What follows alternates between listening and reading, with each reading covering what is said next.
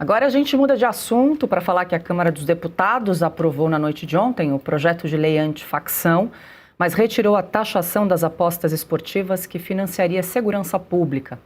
O trecho que previa a cobrança de 15% sobre transferências para plataformas de bets foi retirado do texto final após decisão do plenário.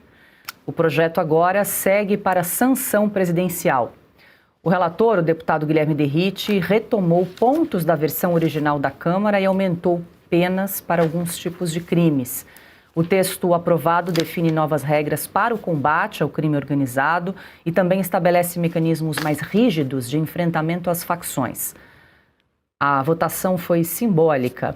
Agora, a gente exibe na tela os principais pontos da aprovação desse projeto de lei antifacção.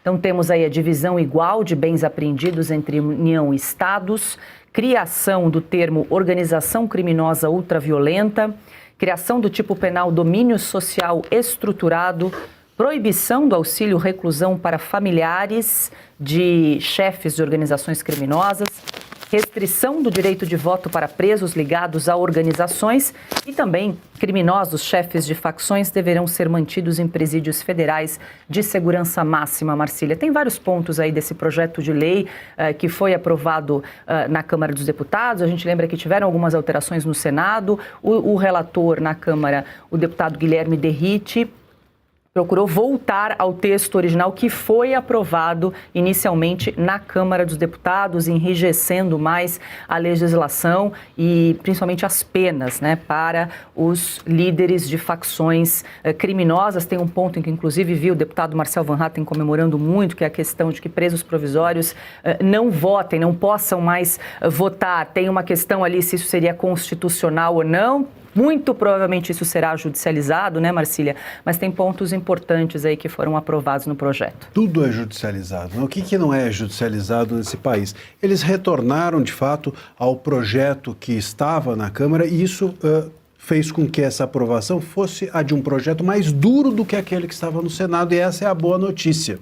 É mais duro e mais rígida enfim, as definições que estão nesse projeto para os presos. A vida deles fica mais dura e o preso é tratado de forma mais rígida. É o ideal? Veja, não tem nenhum projeto que vai ser aprovado no Brasil que seja o ideal. Por quê? Porque, aliás, faz parte da democracia isso. A negociação de um projeto, a negociação seduz um, seduz outro, ajeita aqui, ajeita ali, enfim, nunca é o ideal. Mas é um projeto bem interessante. Inclusive o Derrite é uma pessoa que conhece o ramo, né? É do ramo, e isso é muito importante, conhece a segurança pública, isso facilita bastante, porque muitas vezes um projeto é aprovado com artigos que não pensam na consequência prática da aplicação da lei. Então faz a lei como se o mundo acabasse ali, mas o mundo não acaba ali, o mundo começa ali. Esse projeto sempre, ou qualquer lei, sempre acaba nas mãos de advogados e de juízes. E na hora da aplicação daquela lei é que são elas. Então é relevante que alguém que conheça a prática da segurança pública, sobretudo num ano como esse, em que não adianta aprovar projetos que são cortinas de fumaça, que na prática não sustentam a prática, não suportam depois o dia a dia da criminalidade. É importante que nesse ano, que a segurança pública é central para a discussão eleitoral, inclusive do país, a gente tenha um projeto feito ou elaborado com pessoas que conhecem como depois lá na ponta isso será aplicado. Essa questão do preso não votar, acho muito positivo e não acho nada inconstitucional. Na minha leitura, inconstitucional é você criar um mercado paralelo para político dentro de prisão.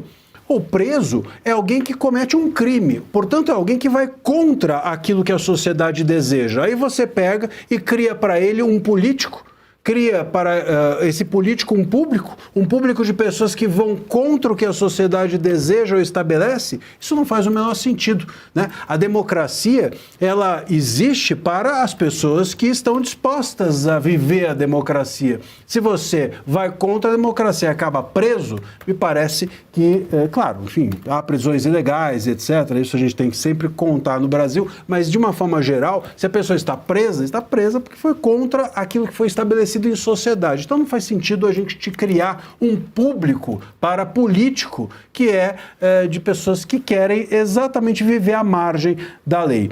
E outro ponto relevante que a gente viu até na arte que a gente mostrou é que o conceito de facção, né, ou o tratamento de facção criminosa passa a vigorar dentro do país. Isso é muito relevante, porque até então, inclusive eu vi uma fala do próprio Derrite dizendo que o governo Lula tem tratado facção criminosa como se fosse uma organização social. E é verdade. Embora tenha organização social assim nomeada pelo governo Lula, né, e que é facção criminosa, mas a facção criminosa não é uma organização social. Então é importante que a gente desglamorize o preso e trate-o de forma rígida e desglamorize a facção criminosa e trate com a severidade e gravidade que elas têm.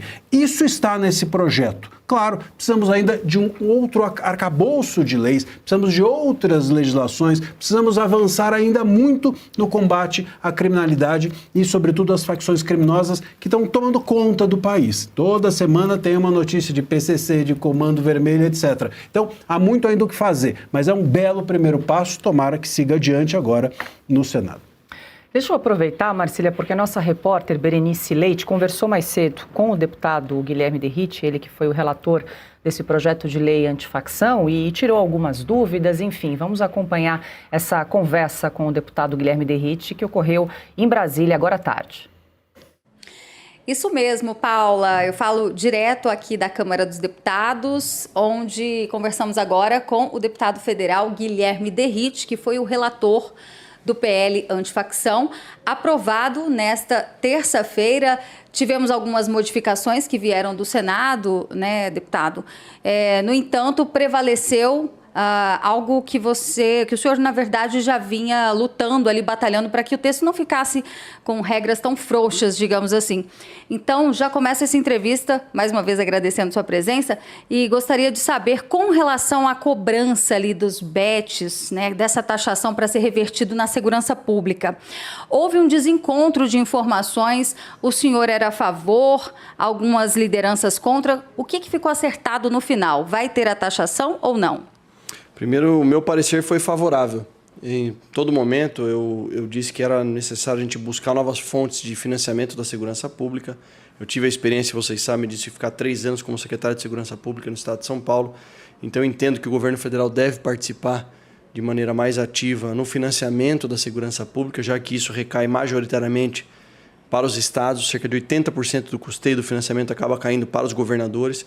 Então, por isso que no meu relatório, no meu parecer, foi exatamente igual estava a questão das seedbets que veio do Senado Federal pela aprovação dos 15% da taxação, porque era exclusivamente para o combate ao crime organizado, para o financiamento das forças de segurança. Infelizmente, isso foi objeto de um destaque, e esse destaque não foi para a rejeição do texto, mas a alegação de vários líderes partidários era de que esse tema não foi tratado na Câmara, e não foi mesmo. Então, ele não é que desprezou o texto, ele vai ser tratado agora como um projeto separado. É um trecho, uma parte, vira um novo projeto, já aprovado no Senado, que pode ser discutido pela Câmara. Mas eu vejo que o mais importante, na noite de ontem, para o Brasil, para o futuro do nosso país, é que nós aprovamos a legislação mais dura no combate ao crime organizado, retomamos o texto original da Câmara, que infelizmente foi desconfigurado completamente lá no Senado Federal. Então, é uma inovação jurídica importante, são 10 novos tipos penais específicos, trazer a realidade das ruas para o texto jurídico, ou seja, indivíduo que está portando fuzil, que está utilizando barricada, que está exercendo domínio territorial em determinado território, até contestando a soberania nacional, por que não assim dizer, isso já volta num outro debate da questão de uma legislação antiterrorismo. De toda forma, é a legislação mais dura que vai fornecer segurança jurídica para a aplicação de uma legislação para punir com até 65 anos de prisão membros de organizações criminosas, com um mínimo de cumprimento da pena de 70% em regime fechado, podendo chegar a 85% em regime fechado, dependendo da liderança que exerça, da reincidência desses indivíduos. E, além disso, uma parte importante da descapitalização de bens de empresas que fazem a lavagem de dinheiro do crime organizado, ou seja, uma ação civil, independente, autônoma e imprescritível do Ministério Público para atuar na asfixia financeira enquanto a esfera penal, transpenal correm em separado. Por isso que foi um grande avanço. O texto do Senado tinha colocado essa ação subsidiária, ou seja, ia protelar, ia demorar para a gente conseguir. Eu lembro a vocês todos que nos assistem, infelizmente, como secretário de Segurança Pública, eu tive o desprazer de devolver um helicóptero para o André do Rep, um helicóptero que era usado pela Polícia Civil. Nós acompanhamos, deve ter imagens disso, os policiais tirando o adesivo da Polícia Civil. E detalhe, um helicóptero que era utilizado para fazer transporte de órgãos, para salvar a vida de pessoas. Então, para que isso nunca mais aconteça, essa legislação agora dá subsídios jurídicos para que a alienação de bens, descapitalização de bens sejam feitas de forma muito mais célere. Então, um grande avanço na legislação brasileira. Então, só para esclarecer, o senhor não foi contra essa questão que envolve taxação de bets para que os impostos fossem revertidos na segurança, não é isso? Não, de forma alguma. Infelizmente, eu fui...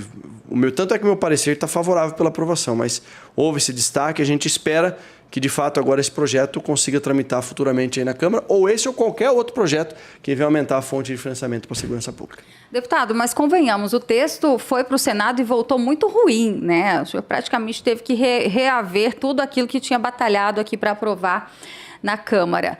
Agora, com relação à PEC da segurança, que também é uma proposta, uma prioridade do Executivo, como que o senhor avalia o texto? Eles falam em ter uma ação coordenada, quando, na verdade, o que a gente percebe é que eles querem ter o controle, né? Isso não acaba com o princípio do pacto federativo?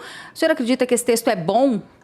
Olha, tem que tomar muito cuidado, né? Porque o PT ele sempre coloca uma cortina de fumaça, com uma boa ação e, na verdade, busca sempre uma centralização. É o que eles buscaram também em vários outros pontos. A PEC original buscava muito isso, né?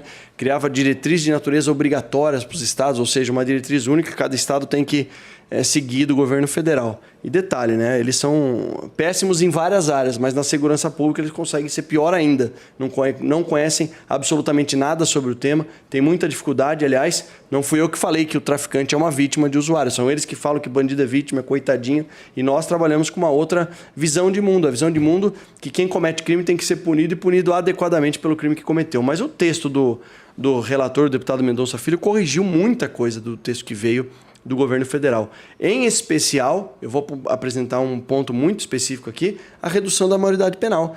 Isso ser decidido pela população através de um referendo, ou seja, o último referendo que nós tivemos foi, salvo engano, 2005, por conta da questão da comercialização de armas. E a maioria da população que não foi respeitada até hoje. A maioria da população entendeu que era favorável à comercialização, uso, porte, posse de arma de fogo. Infelizmente, várias leis vieram para inviabilizar na realidade, na prática, essa comercialização que foi aprovada pela população. Mas chamar um referendo para deixar a população decidir sobre a redução da maioridade penal, eu acho que é um golaço, um grande avanço. Assim como foi, e eu esqueci de mencionar, no PL antifacção votado ontem, nós cerceamos o direito de voto dos presos provisórios no Brasil. É um absurdo deixar esse benefício, deixar o criminoso decidir o futuro do nosso país mediante o voto. E uma outra questão é o fim do auxílio-reclusão para criminosos que cometem crimes graves, que são membros de organizações criminosas. Excelente. Agora, deputado, hoje, né, nesta quarta-feira, o senhor esteve com o ex-presidente Jair Bolsonaro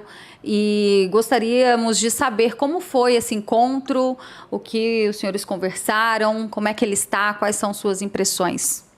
Olha, foi uma visita de um amigo que quer o bem do presidente Bolsonaro, que, assim como milhões de brasileiros, não concordam com a injustiça que o presidente está sendo submetido.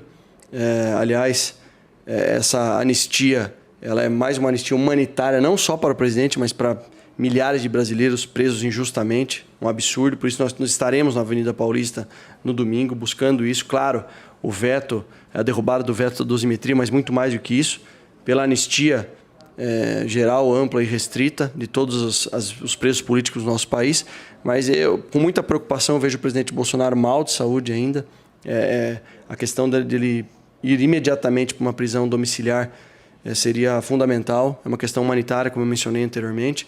Mas mesmo assim, com todas as dificuldades, o presidente Bolsonaro é um guerreiro, é um homem assim iluminado, um idealista que mesmo com todas as dificuldades que está passando, as injustiças, ele está lá com o rascunho dele, falando com o senador Flávio Bolsonaro. Eu não sabia que eu visitaria no mesmo dia, mesmo horário, o senador Flávio Bolsonaro estaria junto, até perguntei ao presidente se não queria ficar mais à vontade, enfim, pai e filho ali. Eu acabei acompanhando 100% do que foi debatido ali. Aí, então, trecho dessa entrevista, deixa eu agradecer a gentileza do deputado Guilherme Derrite de conversar com a nossa reportagem e também, claro, a nossa repórter Berenice Leite, que conseguiu conversar, então, com o deputado, trazer esses esclarecimentos em relação à aprovação do projeto de lei antifacção, também da visita que o deputado Derrite fez ao ex-presidente Jair Bolsonaro na manhã de hoje. Deixa eu só fazer uma correção, Marcília queria fazer em relação ao PL, que não vai mais voltar para o Senado, agora passa direto para a sanção presidencial do presidente Lula. É isso, né, Marcília? É isso, eu tinha falado que vai agora ao Senado, foi aqui alertado pelo meu colega Piotr, e de fato, como já veio do Senado, mesmo havendo alterações na Câmara, ele segue direto para a sanção, o que também... a sanção presidencial é sempre uma dúvida hoje em dia. Sim, pode ocorrer vetos e aí a gente precisa acompanhar aí como o presidente Lula vai se posicionar em relação à segurança pública.